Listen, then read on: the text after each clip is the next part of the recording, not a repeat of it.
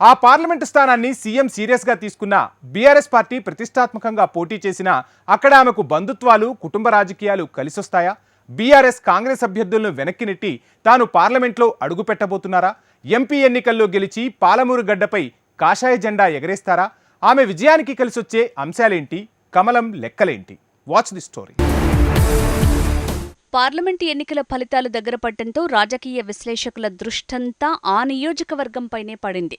అక్కడ పాగా వేసేందుకు రెండు జాతీయ పార్టీలైన కాంగ్రెస్, బీజేపీల నేతలు సర్వశక్తులు ఒడ్డారు. ఓవైపు సీఎం రేవంత్ రెడ్డి సభలు, రోడ్ షోలతో ప్రచారం హోరెత్తిస్తే, ప్రధాని నరేంద్ర మోడీతో సహా బీజేపీ పార్టీకి చెందిన ముఖ్య నేతలందరూ ఆ పార్లమెంటు నియోజకవర్గంలో పర్యటనలు కొనసాగించారు. దీంతో ఇప్పుడక్కడ గెలిచేది ఎవరనేది ఉత్కంఠగా మారింది. పాలమూరులో పాగా వేసేది ఏ పార్టీ, ఎగిరేది ఏ జెండా అంటూ జోరుగా చర్చ సాగుతోంది.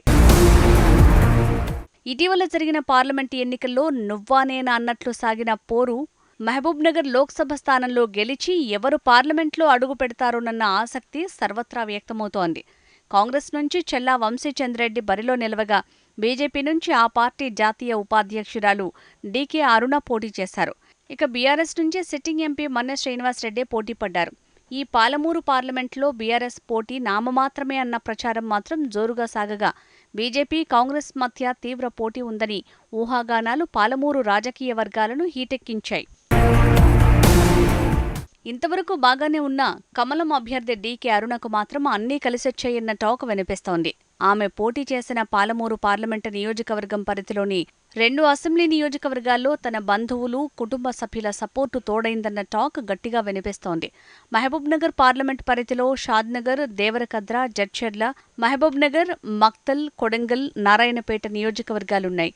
ముఖ్యమంత్రి ప్రాతినిధ్యం వహిస్తున్న కొడంగల్ నియోజకవర్గం కూడా ఈ పాలమూరు పార్లమెంటు పరిధిలోనే ఉండటం, ఇక్కడి గెలుపును కాంగ్రెస్ ప్రతిష్టాత్మకంగా భావించడంతో మహబూబ్నగర్ పార్లమెంట్ స్థానం రాజకీయాల్లో ప్రత్యేకతను సంతరించుకుంది. ఇక గత ఎన్నికల్లో గట్టి పోటీ ఇచ్చిన బీజేపీ జాతీయ ఉపాధ్యక్షురాలు డీకే అరుణ వివిధ రకాల సమీకరణాలతో ఈసారి గెలుపే లక్ష్యంగా పావులు కదిపిన పరిస్థితి కొనసాగింది. ఇదిలా ఉంటే పార్లమెంటు ఎన్నికల్లో మరోసారి బీఆర్ఎస్ టికెట్ దక్కించుకున్న బీఆర్ఎస్ అభ్యర్థి మన్నె శ్రీనివాసరెడ్డి పాలమూరు పార్లమెంటు పరిధిలోని 7 నియోజకవర్గాల్లో ఉన్న మాజీ ఎమ్మెల్యేల మద్దతు పొందటంలోనూ వారు తమ అభ్యర్థి మన్నె శ్రీనివాసరెడ్డి గెలుపు కోసం కృషి చేయకపోవటం బీజేపీ అభ్యర్థి డీకే అరుణకు కలిసొచ్చిందన్న విశ్లేషణ కొనసాగుతోంది.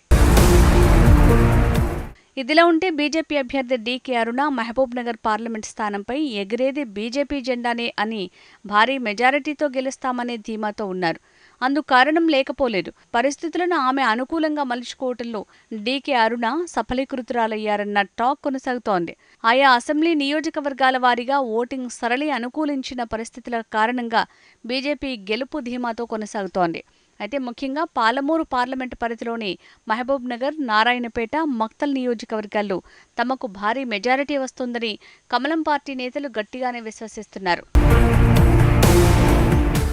అయితే ఈ నియోజకవర్గాల్లో అర్బన్ ఓటింగ్, మోడీ చరిష్మాతో పాటు డీకే అరుణకు ఉన్న పరిచయాలకు పార్టీ ఏదైనా తమ కుటుంబ సభ్యులు, బంధువుల సహకారం ప్రత్యక్షంగానూ పరోక్షంగానూ డీకే అరుణకు లభించిందన్న టాక్ కొనసాగుతోంది. ఈ కారణం చేతనే పాలమూరు పార్లమెంట్లో బీజేపీ పాగా వేస్తుందన్న ప్రచారం జోరుగా సాగుతోంది.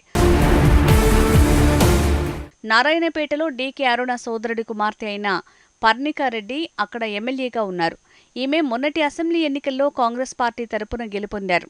అయితే ఈ లోక్సభ ఎన్నికల్లో తన మేనత్త గెలుపు కోసం సహాయ సహకారాలు అందిస్తుందని కొందరు చర్చలేపారు.